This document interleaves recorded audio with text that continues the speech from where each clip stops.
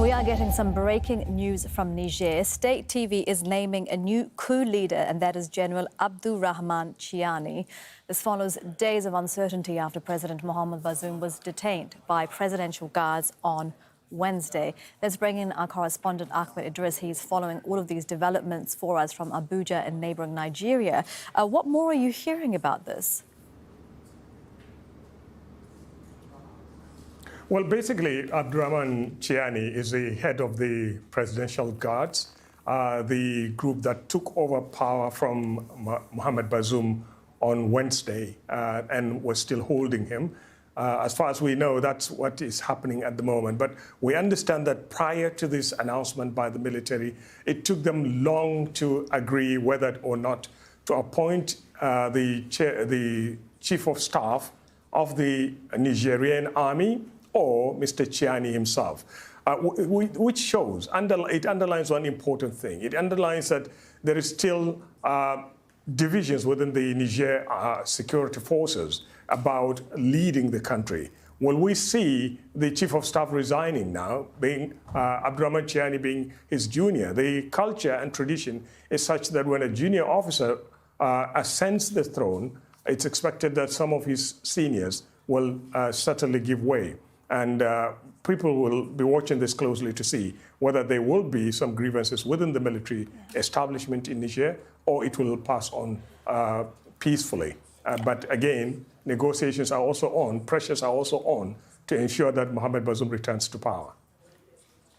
And that's right, Ahmed. We have growing international calls for his release. France is the latest country, unsurprisingly, to condemn what's happened in Niger in the strongest possible terms.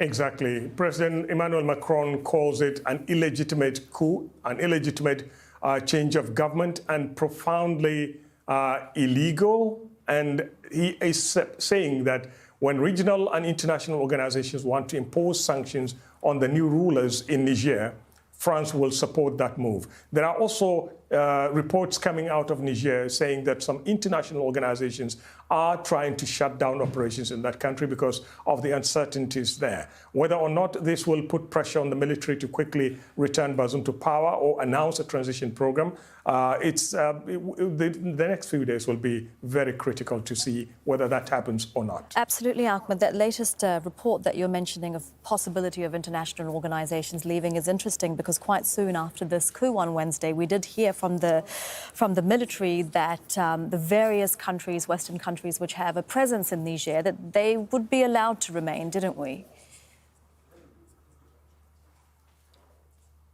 Exactly, we heard that. But again, there are concerns, things like that when coup happens and there is international intervention to try to restore order or constitutional order, then probably you will find citizens of those countries being targeted in particular. So if an international organization is aligned with a particular country that is hostile, in quotes, to the new administration in Niger, then certainly its citizens won't be free to operate, won't feel free or safe to operate in that country. So these are what international organizations will be looking at. But again, it's critical to see how the response of the international community to this new development in Niger is before we finally reach a point to judge whether or not they will stay or continue operations or not. Absolutely, Ahmed. Thank you very much for your insights on this. We do appreciate it. That is Ahmed Idris, live in Abuja.